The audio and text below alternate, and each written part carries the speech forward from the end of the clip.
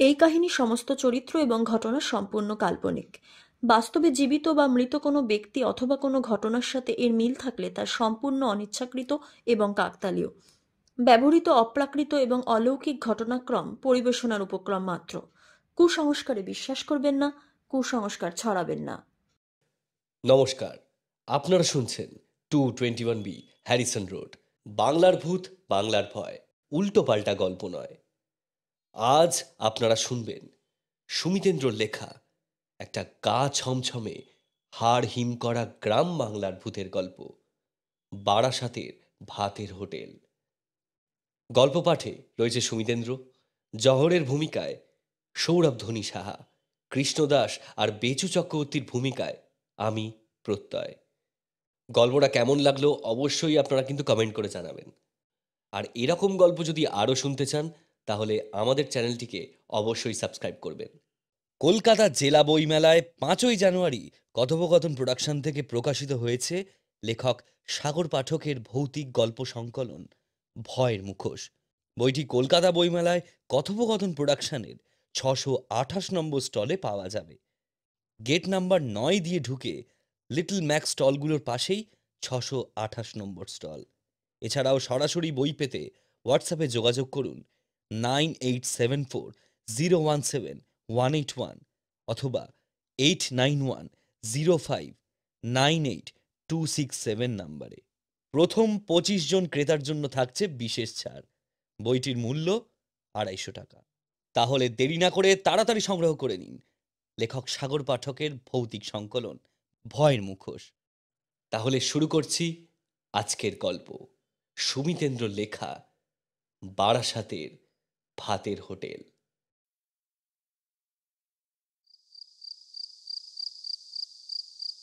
অত চিন্তা করবেন না, নিন দুটো চা খেয়ে শরীর গরম করুন। তাই দিন আর কি। এই রাসবিহারী রোড ধরে দুপা গেলেই দেখবেন একটা হোটেলই খোলা আছে, আদি হিন্দু হোটেল। অন্তত দু মুঠ খাবার পাবেনি রাতের বেলায়। তাই সই, পরেরটা পরে ভাবা যাবে। খাবার কথা শুনে চিন্তার মেঘটা যেন একটু কাটল জহরের মুখ থেকে। বড়জাগুলির কাছে আমাদেরই এক কলিগের বাড়ি গিয়েছিলাম তার মেয়ের অন্নপ্রাশনের নিমন্ত্রণ রক্ষা করতে। খেয়ে দে পাড়াগায় আশপাশটা পায়চারি করে এসে ভেবেছিলাম একটু গড়িয়ে নিয়ে বেরোবো। ব্যাস, অতি লোভে তাঁতি নষ্ট। উঠোনে পাতা খাটিয়া দুটোয় লম্বা হওয়ার পর অমনি বেমালুম ঘুমিয়ে পড়লুম।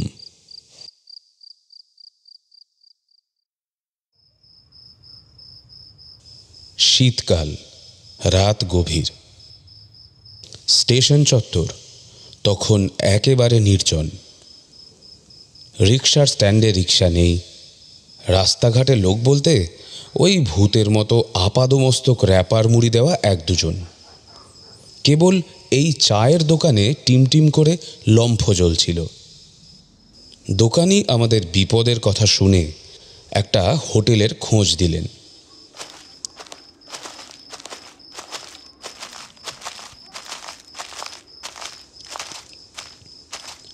একেবারে ছিমছাম লাইন পারের পাইস হোটেল। ভেতরটা একটা বাল্বের আলোয় হলদে হয়ে আছে। সামনে টিনের ছাউনির ওপর একটা ময়লা বোর্ডে লেখা আদি হিন্দু হোটেল। রুচিসম্মত খাদ্য প্রস্তুত করা হয়ে থাকে, সস্তা, পরিচ্ছন্ন, দুবেলা মাছ, মাংস, ডিম, শনিবার নিরামিষ। আমরা সামনে গিয়ে দাঁড়াতেই একটা রোগাটে বুড়ো এসে আমাদের ভেতরে নিয়ে গিয়ে বসালো। আমরা দুই মক্কেল ছাড়া আর কোনো খদ্দের নেই। নিমেষের মধ্যেই চলে এলো খাবার। এই শীতের রাতে দুটো গরম গরম ভাত, ডাল, আলু পেঁয়াজ ভাজা আর সাথে ঘি পেয়ে প্রাণটা একেবারে জুড়িয়ে গেল। হোটেলের মালিক সামনের গদিতে বসে বসে দিনের হিসেব করছিলেন বোধহয়।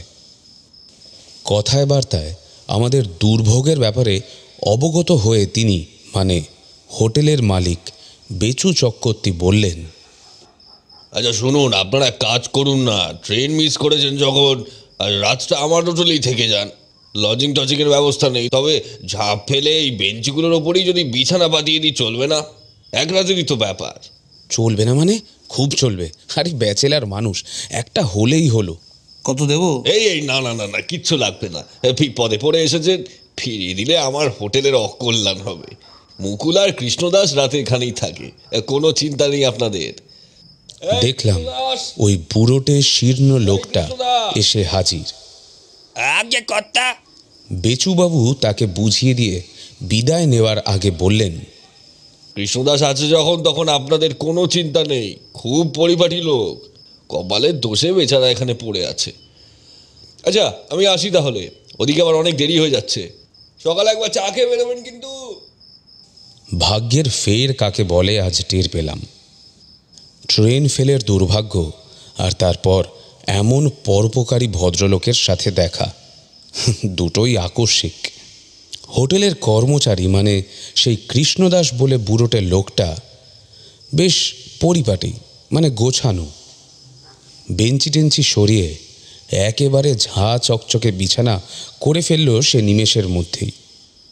এমনিতেও খেয়াল করেছি লোকটা সবসময় মোছামুছি আর গোছাগুছি নিয়েই আছে। 10 বার করে এদিক ওদিক ঝাড় দিয়ে বেড়াচ্ছে।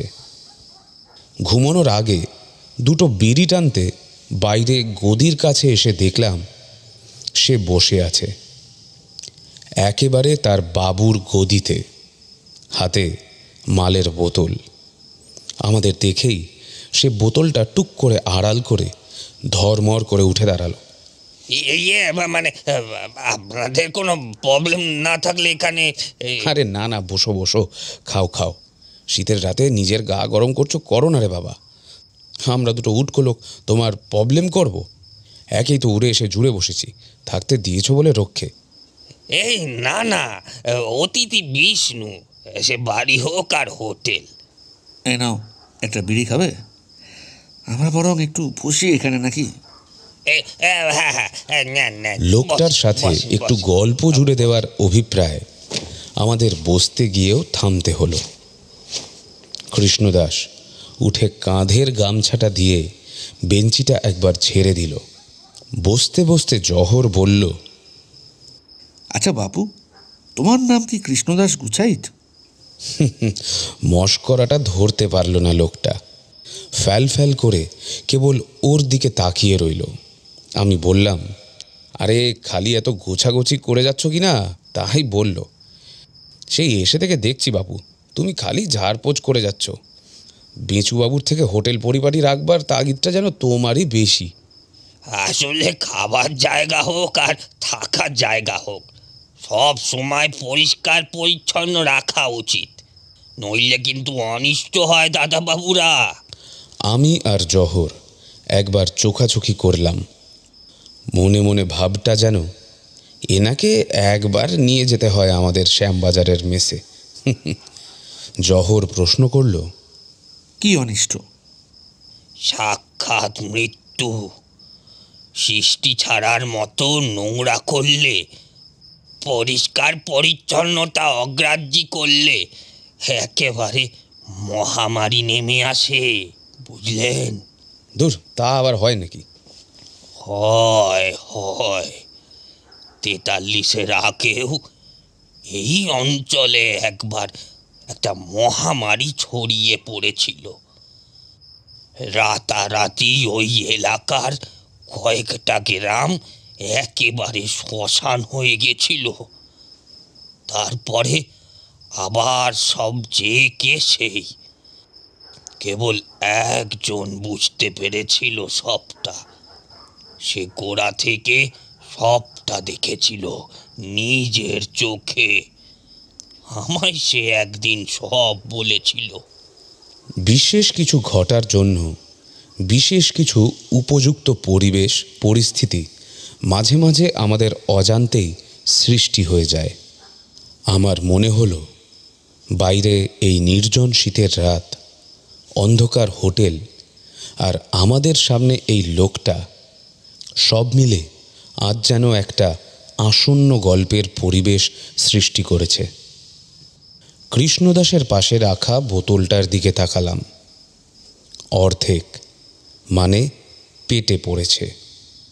তা সে যাগ্গে, এই উটকো জায়গায় ঘুম কি আর আসবে? জহর লোকটাকে একটা বিড়ি এগিয়ে দিয়ে বলল, কি ব্যাপার বলো দেখিনি বাবু?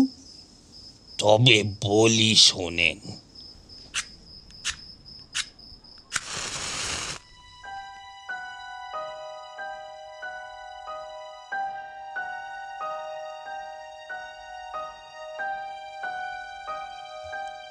আজ থেকে প্রায় 20 বছর আগের কথা। তখন বারাসাতের এই রাস্তার ওপর সব থেকে চলতি হোটেল ছিল দয়ানিধি চাকলাদারের। হাটবারে হোটেলের বাইরে লাইন পড়ে যেত একেবারে ওই স্ট্যান্ড পর্যন্ত। দয়ানিধি ছিল চৌকস ব্যবসাদার। সপ্তাহে 7 দিন সে দিন রাত খেটে ব্যবসার ভিত একেবারে মজবুত করে ফেলেছিল। কত খদ্দের তত পয়সা, এই ছিল তার বীজ মন্তর। রান্নায় না কুলালে ডালে ভাতের ফ্যান মিশিয়ে দিতে বলতো সে ঠাকুরদের। স্টেশনের বাজারের হোটেল সবই রানিং কাস্টমার। অত পরিপাটি করতে গেলে কি আর ব্যবসা করা যায় নাকি? শয়ে শয়ে খদ্দের, টেবিল বেঞ্চি কোনো রকমে সাফ করা হয়, থালা বাসন ওই নম নম করে ধোয়া হয়। রান্নার ঘর একেবারে তেল চিটে হয়ে এমন কালি পড়েছে যে দিনের আলোতেই কিছু দেখা যায় না। হোটেলের পেছনের সবুজ ভরা ডোবাটা দেখতে দেখতে একেবারে ভাগার হয়ে গেল। কিন্তু ওসব নিয়ে কে অত মাথা ঘামায়? দয়ানিধির মাথা তখন ব্যবসা বাড়ানোর দিকে। হোটেলে বিয়েন বসালে রাতে কর্মচারীরা থাকার জায়গা পাবে না। পরের দিন হোটেল খুলতে বেলা হয়ে যাবে, তাই সে তার গ্রামের বাড়িতে 2 জনকে রাখলো। সেখানে বসে তারা দই মিষ্টি মালপোয়া বানাবে আর দিনের দিনে নিয়ে আসবে হোটেলে। তদারক করার লোকের অভাব নেই। ঘরে বউ আছে, পরে সৎসঙ্গে পড়ে তারও ব্যবসার আটঘাট জানা হয়ে গিয়েছে। 2 পয়সা উপরি রোজগারের জন্য মিষ্টিতে বেশি বেশি করে ময়দা মেশাতে তারও বাধে না। দয়ানিধি থাকতো 2 স্টেশন পরে একটা গ্রামে। এখান থেকে ট্রেন ধরে 2 মাত্র মিনিট 15 পথ, তারপর 1-1.5 ক্রোশ পায়ে হাঁটা। রোজ হোটেল গুছিয়ে বাড়ি ফিরতে বেশ রাত হয়ে যেত।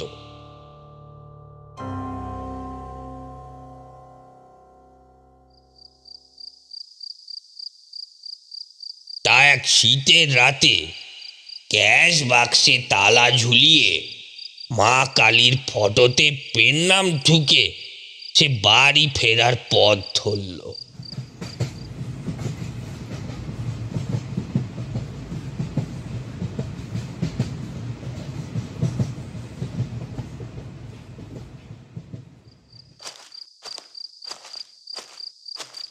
স্টেশনে নেমে সে দেখল চারিদিক একেবারে ফাঁকা। শীতকালে গ্রামের পথে লোকজন এক প্রকার দেখাই যায় না বলা চলে। ঠান্ডাটা ভালোই পড়েছে, একেবারে হাড় পর্যন্ত জমিয়ে দিচ্ছে। কিন্তু ওইসবের পরোয়া নেই তখন দয়ানিধির। দিনটা আজ ভালোই কেটেছে, অন্তত হোটেলের ক্যাশ বাক্স তো তাই বলছে।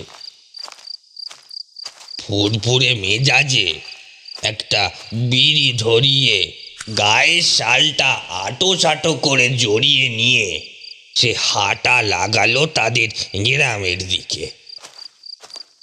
চারিদিক ঘুটঘুটে অন্ধকার, মাঠঘাট ভরে গেছে কুয়াশায়। দূরে ঝোপঝাড়ের মাঝে মাঝে তাল গাছের অন্ধকার অবয়বগুলো দেখা যাচ্ছে। এই সব কিছুর মাঝে মেটো পথটা যেন লম্বা হয়ে ঘুম দিয়েছে। সে হাঁটছে আর ভাবছে, নিশ্চয়ই তার বাড়িতে এতক্ষণে ময়রাগুলো কাজকর্ম শুরু করে দিয়েছে। কাল যে আবার হাট পার। প্রায় পুরো পথটা পেরিয়ে এসে বাবুলালদের আমবাগান থেকে বেরিয়ে আল পথটা ধরতে গিয়ে দয়ানিধির চিন্তায় ও গতিতে বাঁধা পড়ল। এখান থেকে তাদের পাড়াটা স্পষ্টাস্পষ্টি দেখা যায়, আর তাদের বসত ভিটেটাই পাড়ার প্রথম ঘর। মাঝখানের ফাঁকা জায়গাটায় গ্রামের লোকে নোংরা ফেলতে ফেলতে একেবারে আস্তা কুড়ে বানিয়ে ফেলেছে। তাদের রান্নাঘরটা এইদিকে, মাঝে মাঝে গন্ধে টেকা যায় না। তার বউও তো সব আবর্জনা রান্নাঘরেই জানালাটা দিয়ে ফেলে দেয়। ওই আবর্জনার ডায়ের ওপর মস্ত মস্ত কয়েকটা কচু গাছ গজিয়ে অর্ধেক জানালাটাই ঢেকে দিয়েছে। দয়ানিধির হঠাৎ মনে হলো সেই কচু বনে যেন একটা আলোড়ন উঠেছে। কেউ যেন ওর ভিতরে নড়াচড়া করে বেড়াচ্ছে। এ তো মোটেই ভালো কথা নয়। চোর নাকি? রান্নাঘরের জানালাটা দিয়ে উঁকি মেরে সব লক্ষ্য করছে। চোরগুলোরও বলিহারি। উঁকি মেরে দেখবি দেখ, তাই বলে ওই আবর্জনার মধ্যে গিয়ে দাঁড়ানোর কি দরকার? বাগানের শেষ আম গাছটার আড়ালেই দাঁড়িয়ে পড়েছিল দয়ানিধি। এবারে মনস্থির করে যেই সে চোর চোর বলে চেঁচিয়ে ধাওয়া করতে যাবে, অমনি কচুর বনের আড়াল থেকে উঠে দাঁড়ালো একটা লোক। তার মাথা শুদ্ধ শালে ঢাকা, কিন্তু লোকটা কি লম্বা! রান্নাঘরের জানালাটা পুরো ছাড়িয়ে গিয়েছে। দয়ানিধি ভাবল, এতক্ষণ বোধহয় তার বউটা রান্নাঘরে ছিল বলে লোকটাকে ওই কচু বনের মধ্যে খাপটি মেরে থাকতে হয়েছিল। এবারে নিশ্চয়ই ভেতরে উঁকি মারবে, কিন্তু না, লোকটা গা হাত পা ছাড়তে ছাড়তে সে উঠে এলো রাস্তার উপর। তার চলা ফেরায় কিন্তু কোনো চোর সুলভ সতর্কতা নেই। দয়ানিধির সন্দেহ হলো, তবে কি লোকটা চোর নয়? নাই যদি হবে, তাহলে তাদের বাড়ির জানালার কাছে ওই আবর্জনার মধ্যে গিয়ে কি করছিল? আর এই লোকটা তো তাদের গ্রামের কেউ নয়। এমন তাল গাছ প্রমাণ মানুষ এ তল্লাটে তো নেই। ওই পাঁচু গোপালের ছেলেটা এতটাই লম্বা যে ওকে সবাই ঢ্যাঙা বলেই ডাকে। এ তো তার থেকেও প্রায় 1 হাত উপরে। মনের মধ্যে অনেকগুলো প্রশ্ন একসাথে খোঁচাখুচি করে কৌতূহলটা উস্কে দিল দয়ানিধি। কাজেই লোকটা তাদের পাড়ার নির্জন রাস্তাটা ধরে হাঁটা লাগাতেই দয়ানিধি তার পিছু নিল। বাড়িতে কাজকর্ম সামলানোর জন্য তো গিন্নি রয়েছে। বিড়িটায় শেষ টান দিয়ে ওসব চিন্তা উড়িয়ে দিয়ে আস্তে আস্তে লোকটার পিছু নিল দয়ানিধি। নিজের বাড়িটা পেরোনোর সময় ঘাড় ঘুরিয়ে সে দেখল উঠোনের পাশে ভিএনের কাজ ইতিমধ্যেই শুরু হয়ে গেছে। অন্ধকারে গা মিশিয়ে সামনের লোকটা চলেছে ছায়ার মতো।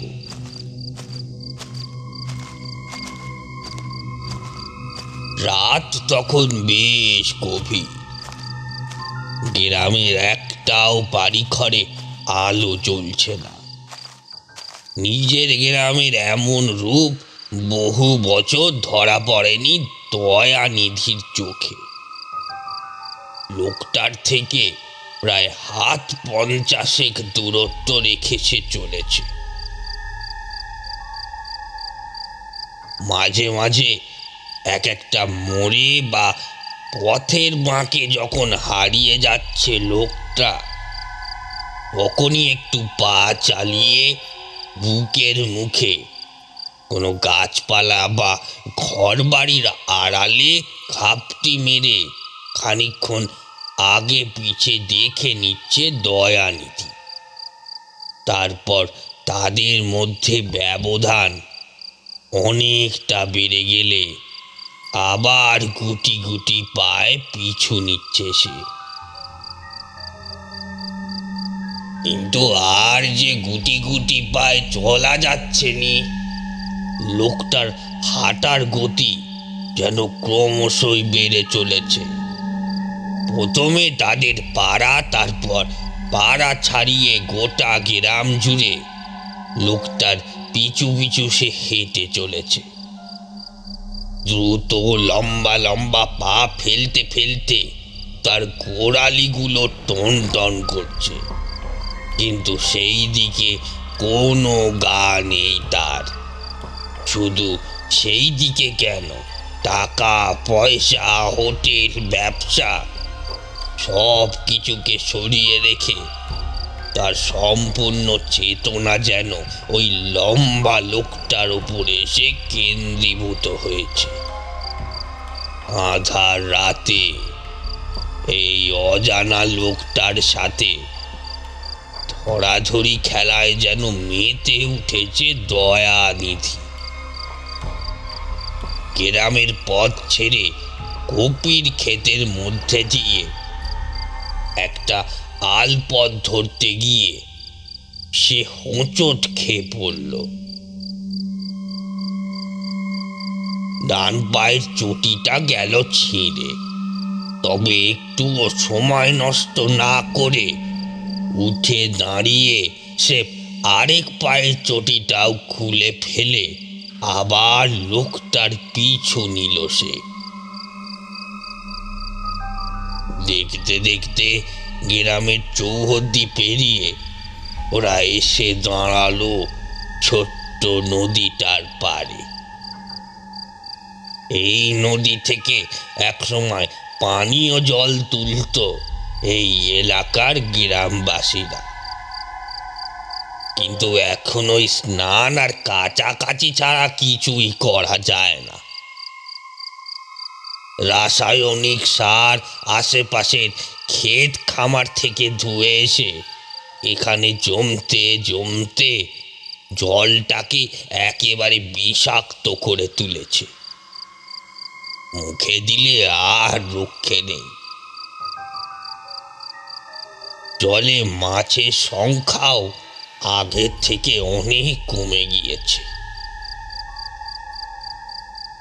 লোকটা নদীর পাড়ে পায়ের পাতা ডোবা জলে নেমে উবু হয়ে বসল।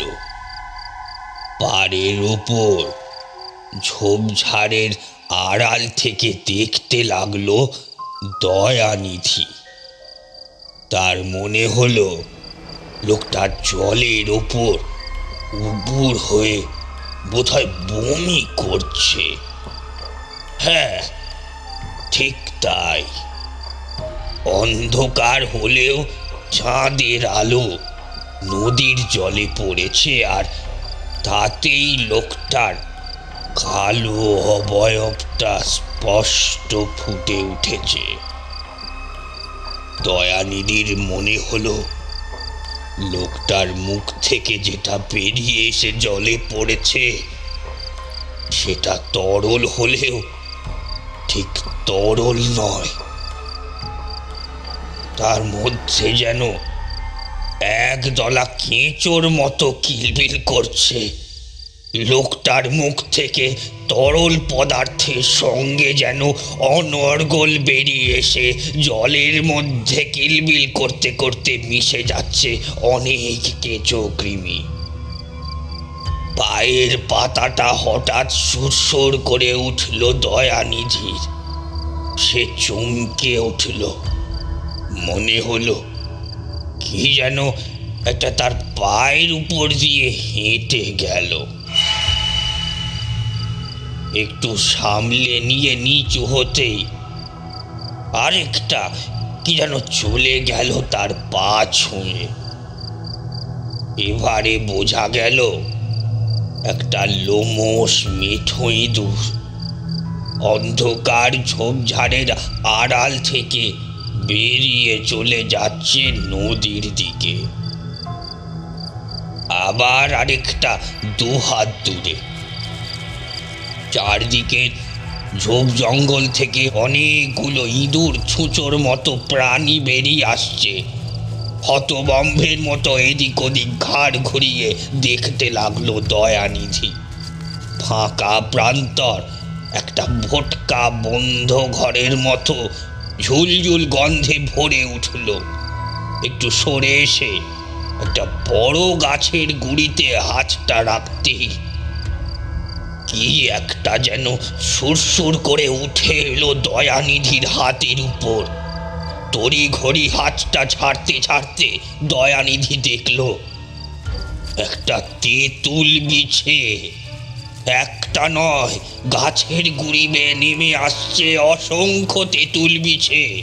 মুখ তুলে তাকাতেই বুকের ভিতরটা যেন হিম হয়ে গেল দয়ানিধির। মাথার উপরে গাছপালার ডাল থেকে সরু সরু জাল বেয়ে নেমে আসছে হাজার হাজার মাকড়সা। মাটির কাছে এসেই টুপটাপ করে পাকা ফলের মতো পড়ে ওগুলো সুরসুর করে হাঁটা লাগাচ্ছে নদীর দিকে। দয়ানিধি বুঝতে পারল চারদিক থেকে কোটি কোটি কৃমি কিটবিল করে বেরিয়ে আসছে। মশা মাছিদের ভনভনে বাতাস ক্রমশ ভারী হয়ে আসছে। দলে দলে তারা এগিয়ে যাচ্ছে ওই লোকটার দিকে। নিকৃষ্ট নিশাচরেরা যেন আজ ওই লম্বা লোকটার ডাকে দলে দলে যোগ দিয়েছে এক মহা মিছিলে। তাদের লক্ষ কোটি পায়ের সমবেত পদধ্বনি একটা গা শিরশিরে কিচমিচে শব্দ হয়ে জেগে উঠেছে এই নির্জন নদীর তীরে। এদেরকে অনুসরণ করে দয়ানিধির চোখ আবার গিয়ে পড়ল ওই লম্বা লোকটার উপর। সে তখন উঠে দাঁড়িয়েছে। আর কি আশ্চর্য, তার গা বেয়ে সমানে উঠে যাচ্ছে পোকামাকড়গুলো। দয়ানিধির মনে হলো যেন লোকটা এদের জন্যই অপেক্ষা করছিল এতক্ষণ। যে পরিস্থিতিতে মানুষের প্রাণ ভয়ে লাফালাফি করা উচিত, সে জায়গায় এই লোকটা নির্বিকার ভাবে দাঁড়িয়ে আছে স্রেফ। দেখতে দেখতে লোকটার আপাদ মস্তক ঢেকে গেল হাজার হাজার পোকামাকড়ে। মৌমাছির মতো তার গোটা শরীরটা জুড়ে তারা যেন মহা উল্লাসে ছোটাছুটি লাগিয়েছে। ক্রমে ক্রমে তার শরীরটাকে ঘিরে হাজার হাজার মশা মাছিরা একটা জমাট বাঁধা অন্ধকার বলয় তৈরি করে ফেলল। এদিকে যত পোকামাকড় এসে জুটছে, তত যেন মানুষটার শরীর বড় হয়ে উঠছে। দয়ানিধির চোখের সামনে এইভাবে বাড়তে বাড়তে তার বিকট স্থির অথচ কিলবিলে শরীরটা প্রায় 10 হাত লম্বা হয়ে গেল। একটা গগনভেদী আর্তনাদে ডেকে উঠল মূর্তিটা। সে ডাকে হাসি নেই, কান্না নেই, রাগ নেই, ক্ষোভ নেই, আছে শুধু মৃত্যুর শীতলতা। ওই ডাক যেন প্রাণদণ্ডের বাণী। হঠাৎ আলতো করে দয়ানিধির কাঁধের উপর কি যেন একটা এসে বসল, একটা লোমশ মাকড়সা। আতঙ্কে আটকে উঠে জিনিসটাকে ছেড়ে ফেলে পাড়া দিয়ে ঘেন্নায় পিষে ফেলল সে।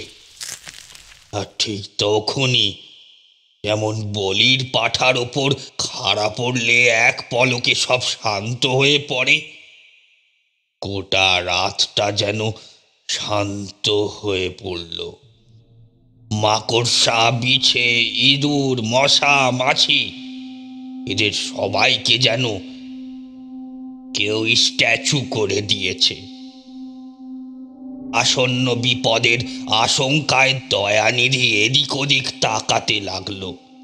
হাজার হাজার হিংস্র নিশাচরদের মধ্যে দাঁড়িয়ে এই স্থিরতা, এই নিঃশব্দতা যেন তার হৃৎপিণ্ডটাকে পুরো থামিয়ে দিল। ওই লম্বা বিকট মূর্তিটা এবার আস্তে আস্তে ঘুরে তাকালো দয়ানিধির দিকে। তার চোখ দুটো যেন অন্ধকারের মধ্যেও আরো ঘন দুটো অন্ধকারের পিণ্ড। আস্তে আস্তে তার অতিশয় লম্বা কিলবিলে একটা হাত উঠে এলো, আর অমনি এক নিমেষে জেগে উঠল নিশাচরের দল। ঝাঁক বেঁধে তারা তেড়ে এলো দয়ানিধির দিকে। মূর্তিটার গা থেকে ওরা যেন শয়ে শয়ে বেরিয়ে রক্তের নেশায় কিলবিল করতে করতে নদীর পার বেয়ে উঠে আসছে। ভয়ে আঁতকে উঠল দয়ানিধি। তারা সবাই মিলে এবার তাকেই গিলে খাবে, ছিঁড়ে খাবে, লক্ষ লক্ষ টুকরো করে খাবে। প্রাণ ভয়ে পালাতে গিয়ে অন্ধকারে একটা গাছের শিকড়ে হোঁচট খেয়ে মুখ থুবড়ে পড়ল সে। মাথাটা গাছের গুড়িতে লেগে ফেটে গেল। মাটিতে লুটিয়ে পড়ল দয়ানিধি। অচেতন ভাবটা পুরোপুরি গ্রাস করার আগে সে দেখল হাজারে হাজারে ওই কীট পতঙ্গের দল তাকে এড়িয়ে চলেছে তাদের গ্রামের দিকে। আকাশে মশা মাছির একটা অন্ধকার পিণ্ড পাক খেতে খেতে বয়ে গেল ওই দিকেই। দয়ানিধির চোখ দুটো বন্ধ হয়ে গেল।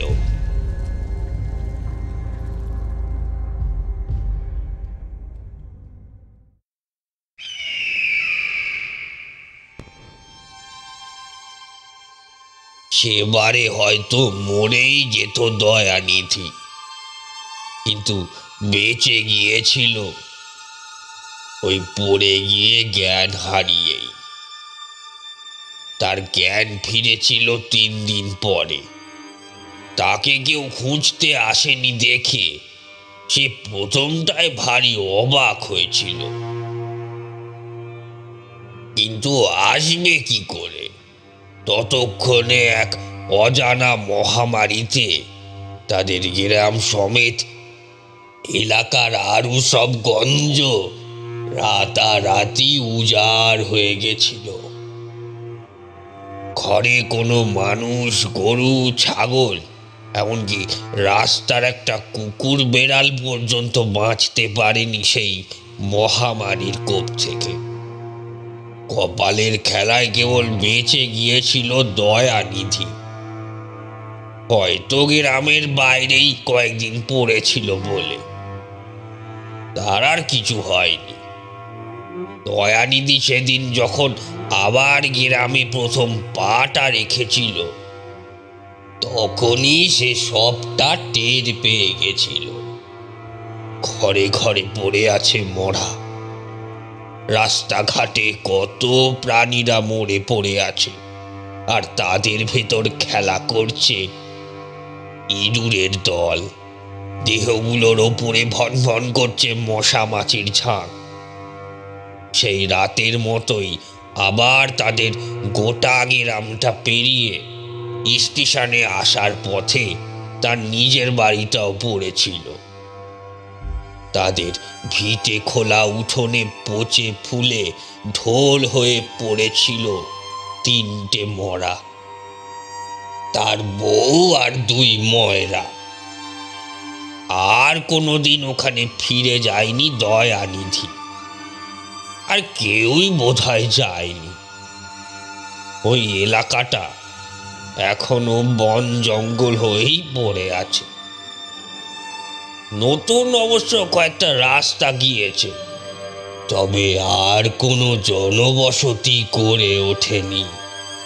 ওইসব রাস্তাগুলো দিয়ে গেলে কেউ বুঝতেও পারে না সেখানে লুকিয়ে আছে কত ভাঙাচোরা বাড়িঘর, আর শুয়ে আছে কত কঙ্কাল।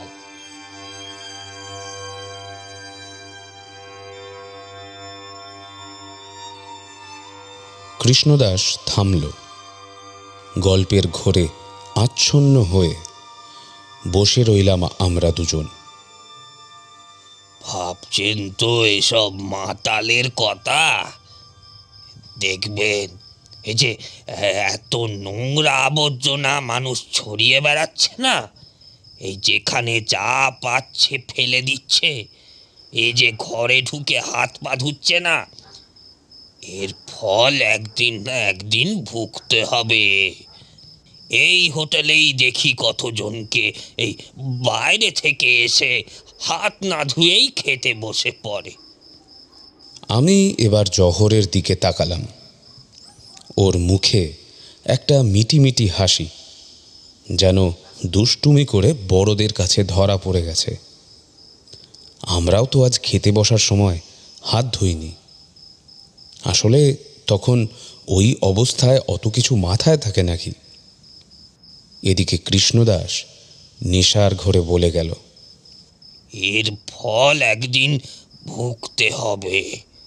দেখবেন, আমার কথা মিলিয়ে রাখবেন, এর ফল একদিন সবাইকে ভুগতে হবে। এমন একদিন আসবে যেদিন মানুষ চৌখাটের বাইরে পা রাখতে পারবে না, বাড়িতে বন্দি হয়ে না খেয়ে থাকতে হবে। মহামারী কি জিনিস আমরা দেখেছি। সেকালে গ্রামের দিকে কি অবস্থা হতো, আর এখন তো এই সব শহরের দিকে এসে গেঞ্জি ঘর বাড়িতে, এর মাথায় ও তো তার মাথায় সে। যেদিন একটা মহামারীর ছোঁয়াচ লাগবে, আর রক্ষে থাকবে না। একে এখন না থামালে দেখছি বকেই যাবে। বকতে বকতে বোধহয় কৃষ্ণদাসের নেশাটা চড়ে যাচ্ছে।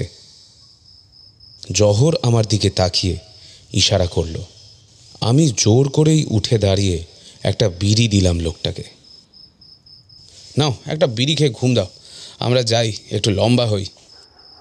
বিড়িটা নিয়ে হাতে পাকাতে পাকাতে লোকটা জহরকে বলল, আপনারা বাইরের লোক, কাল চলে যাবেন। তাহা প্রায় সবটাই যখন বললাম, শেষটাও বলে দিই। হ্যাঁ, কি? পদবিটা গুচাইত নয় বাবু, ওটা চাকলাদার।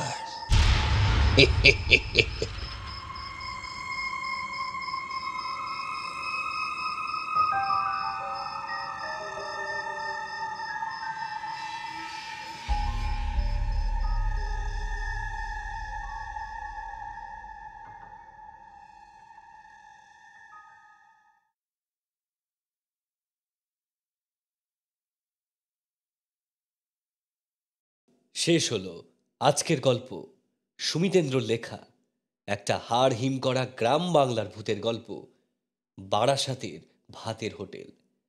গল্প পাঠে রয়েছে সুমিতেন্দ্র, জহরের ভূমিকায় সৌরভধ্বনি সাহা, কৃষ্ণদাস, বেচু চক্রবর্তী, আর চাওয়ালার ভূমিকায় রয়েছি আমি, প্রত্যয়।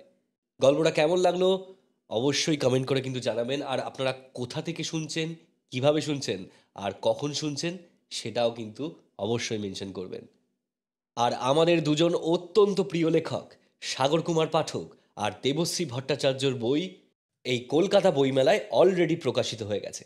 সাগর কুমার পাঠকের বইয়ের নাম ভয়ের মুখোশ, আর দেবশ্রী ভট্টাচার্যর অনেকগুলো বই বাদার বনের আড়ালে, পালকি আর কালু ডাকাতের আখড়া আপনারা পেয়ে যাবেন 628 নম্বর কথোপকথন প্রোডাকশনের স্টলে। আপনারা সোজা গেট নাম্বার 7 এবং 9 দিয়ে ঢুকেই কথোপকথন প্রোডাকশনের স্টল দেখতে পাবেন। তাহলে দেরি না করে ঝটপট এই বইগুলোকে সংগ্রহ করে নিন। ও আর আমাদের হোয়াটসঅ্যাপ গ্রুপটাকে কিন্তু ফলো করতে ভুলবেন না, তার লিংক নিচে ডেসক্রিপশন বক্সে দেওয়া আছে। তাহলে দেখা হচ্ছে পরের গল্পে। শুনতে থাকুন 221B হ্যারিসন রোড, বাংলার ভূত বাংলার ভয়, উল্টো পাল্টা গল্প নয়।